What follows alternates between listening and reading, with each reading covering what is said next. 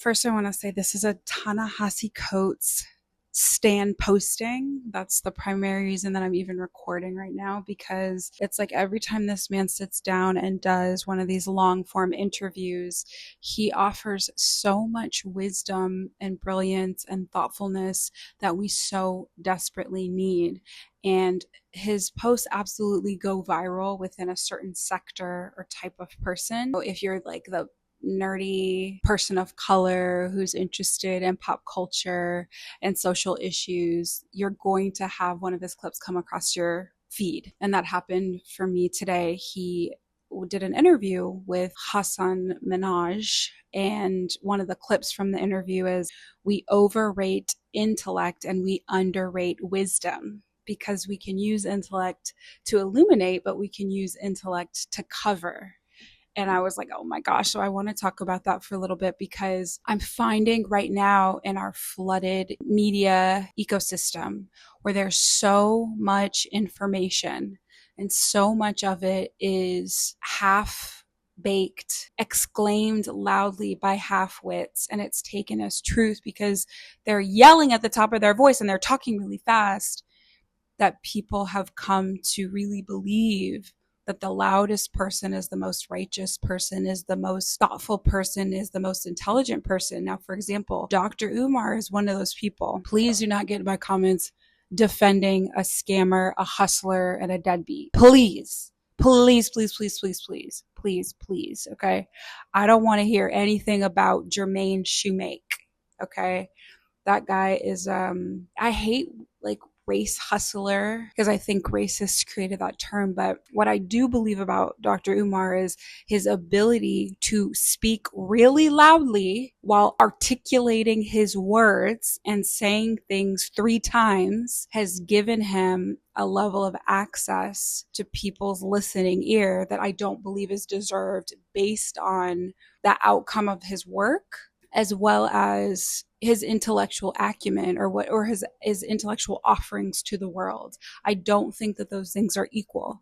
And I'm not even saying that they should be equal, because I admire, for me, I can admire the hustle of people who are loud and wrong. There's something about people who are loud and wrong and their ability to stand on top of a table and say, hey, look at me. This is my idea. This is what I'm saying. And the idea makes no sense. And they're contradicting themselves and they're making up words. And they are doing things that bullies do and abusers do. Cheyenne Bryant, Dr. Umar.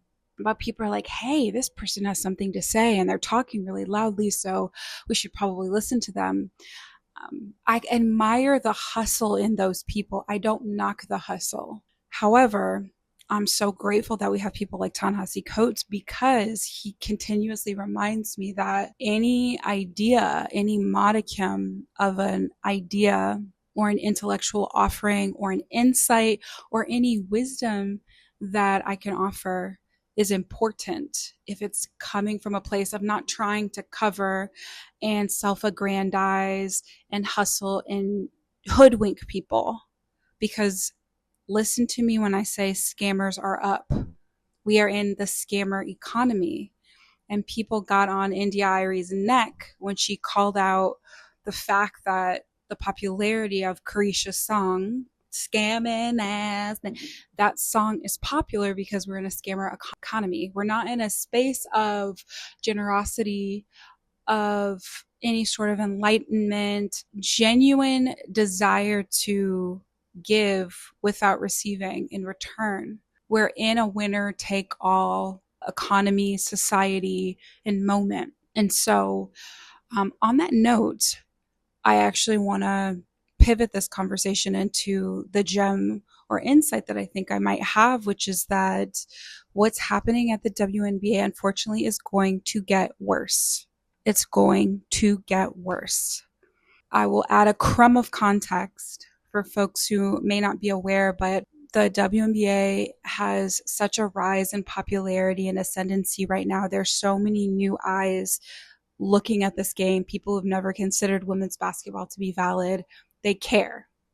They care about the players. They care about going to games, buying tickets, buying merch, and capital wins the day. And so that means that ESPN is giving more attention to women's basketball. We have the games being broadcast on national platforms, celebrities, big names, entertainers, athletes from all parts of the spectrum are highlighting women's hoops, which is great, right? Except it's ushering in the not just the scammer economy, but also the economy of supremacy, which is the moment that we're in, this resurgence of white male supremacy and the major tenets that we see come along with a white male supremacy ideology, which is dominance, control, violence, destruction, and consumption.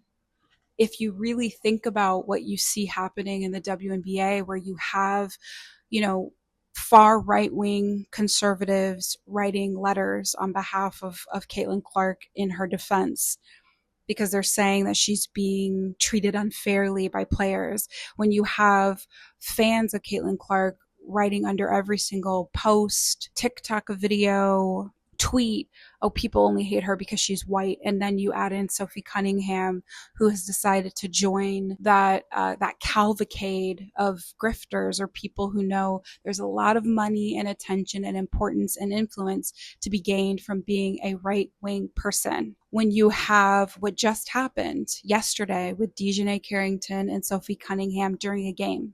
Now listen, let me say this. I watched that clip. I know Dejanay doesn't F with Sophie Cunningham because I know she recognizes her politics for what they are. If I didn't know better, I would say, listen, this is what I'll say. I don't know what Dejanay's intentions were. I know she's an excellent basketball player. She's a wonderful defender. It looks like on that video, like she could have severely injured Sophie Cunningham with the way that she brought her arm down while trying to get the ball. I mean, that was flagrant. It was a flagrant foul. And I'm not surprised that she was ejected from the game. I don't think anyone has been arguing that point. But what came after that, which was Sophie Cunningham jumping up ready to fight and Dejanay standing right in her face saying, try me, and Sophie Cunningham pushing Dejanay back and the two being separated and then Dejanay being, ejected from the game and nothing happening to Sophie Cunningham. And now you have this wave or this torrent of white male supremacists coming into the comment sections saying horrifically racist and violent and misogynistic things against this Black woman, saying, oh, she wants to be Sophie Cunningham so bad because she wears blonde wigs. That hatred and that ratcheting up of rank violence and cruelty disguised as decency is only going to get worse. Someone actually wrote a disgusting comment alluding to lynching Dejanay Carrington in a space where there have been multiple Black people actually being lynched in this country in 2026, and police departments and justice departments are ignoring it. And the only people who are paying attention are people online. We are in that space. And so the only thing that I want to offer is that I don't think it's going to get better. I think it's going to get worse because the capital is residing in the drama. I turned on the TikTok, which I like to do to find clips. And one of the videos that popped up was someone saying, oh, the WNBA is such a joke. All you hear about is the drama. Like, I don't even understand. People should just go overseas to play basketball. It's such a joke. Now, naturally, of course, it's a Black woman saying this. And it's a Black woman who would be roundly disrespected and treated like dirt if she were an actual player. And I think that she made that video because she knew that lots of people would join the comments to tell her that she's right, that, oh my God, this league is such a joke. It's so pathetic. It's never about the talent or the games or the records. It's just about drama and people dating each other's exes. It's like, are you well? Are you okay? How many times per month is an athlete from the NFL, the NBA, just had the World Cup, soccer player accused of battering his ex? How many times per month is one of the most well-paid, popular, acclaimed athletes accused of battering his partner, accused of knocking up a side chick, having a side baby, an outside baby, leaving his wife openly for another woman who happens to be a love and hip hop star. Like, don't, like, please stop. The level of drama and antics that happen in male sports is untouched. It is completely unrivaled when it comes to people who don't know how to comport themselves in and outside of their sports.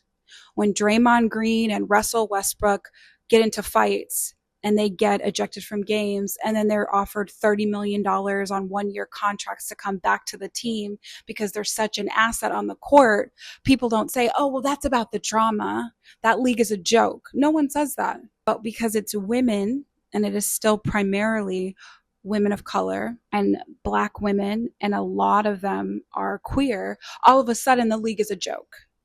So that in itself, that very fictitious notion that when drama happens and it's inside of a women's space, the space itself is illegitimate, is misogynistic. The core of that idea is that women are incapable of stewarding a space, which is false. This league was stewarded by Black queer women for literal decades until the past, 5 years? Let's say COVID was when there was a sea change. And so I want people to be really mindful when they're taking in information about what's happening in the WNBA and having an awareness that there's a lot of very, very nasty people who will benefit when you dismiss the players, their talent, and their athletic offerings, as well as their social and political commitments. And when you say, let's discard this league and start from scratch because all these women care about is drama. No, that is the real housewifeification of women's spaces. And I see it happen repeatedly. Now, it's not to say that I don't think that there's a lot of problems that come with reality television, and the fact that almost every single show has become a space for attractive people with lots of, lots of aesthetic augmentations to come together and fight verbally and then eventually physically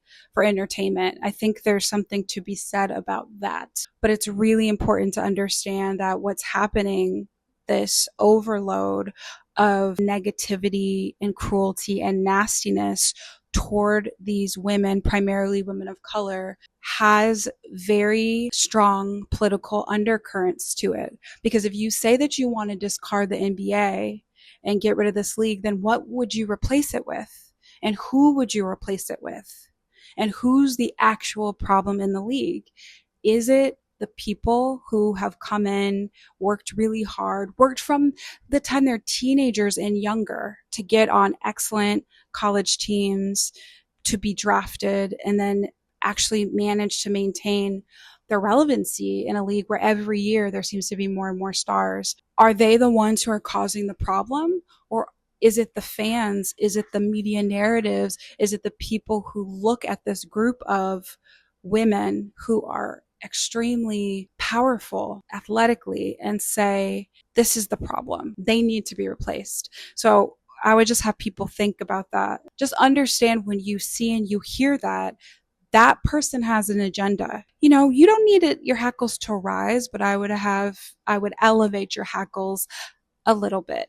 And that is today's musing.